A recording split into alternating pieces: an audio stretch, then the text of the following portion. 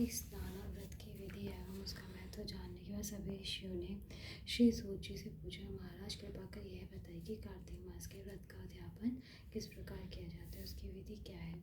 यह प्रश्न सुनकर सूत जी बोले, हे मुनीश्वरों, राजा पृथु ने भी नारद जी से यही प्रश्न किया था। अब नारद जी ने कुछ महाराज पृथु को बताया वही मैं आपको बताता हूँ।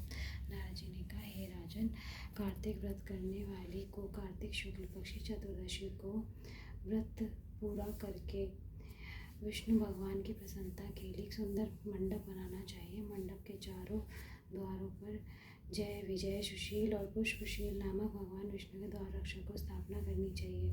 उसके बाद भगवती तुलसी की वेदी पर सर्वतोभद्र मंडल बनाएं और उस पर कलश स्थापित करें। कलश पर श्रीफल रखें और फिर शंख चक्र गदा और पद्म धारण करने वाले विष्णु भगवान की पूजा करें। तत्पश्चात सर्वतोभद्र मंडल में इंद्रादि देवताओं की पूजा करें। हे राजन, नारद जी ने आगे कहा, भगवान द्वादशी तिथि को शयन से उठे। त्रयोदशी को उन्होंने देवताओं को दर्शन दिया। चतुर्दशी को सभी देवताओं ने उनकी पूजन किया था।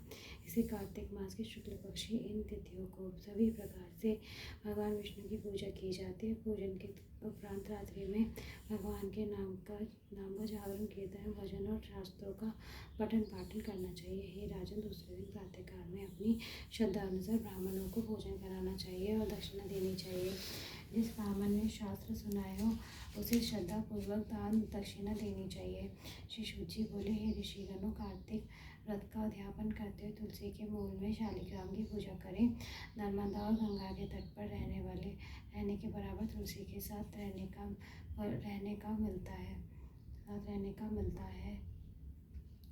तुलसी के मूल में शालिग्राम की पूजा के नर्मदा और गंगा के तट पर रहने के बराबर फल तुलसी के साथ रहने का फल का मिलता है। हे मुनियों, श्रद्धापूर्वक लगाई और ध्यानपूर्वक रक्षित तुलसी में सभी तीर्थों और देवताओं का वास होता है। कार्तिक मास में आंवले के वृक्ष का भी बड़ा महत्व है। आंवले की जड़ में भगवान विष्णु का पूजन करने से मनुष्य को सभी पापों से मुक्ति मिल जाती है। ऋषिगणों, तो श्रद्धालु व्रती उद्यापन करते समय 21 ब्राह्मणों को उनकी पत्नियों सहित आमंत्रित करते हैं और पूजन सेवा आदि कर श्रद्धा भक्ति से उनका आशीर्वाद लेते हैं। उनकी संतति में वृद्धि होती है और मोक्ष प्राप्त होता है। हे ऋषियों, जिस प्रकार भगवान विष्णु का गुणगान करना और उनकी महत्ता बताना कठिन है, उसी प्रकार तुलसी और आंवले की पूजा की महत्ता बताना भी अत्यंत दुष्कर है। हे ऋषिगणों, यह व्रत सभी पापों का नाश करने वाला है।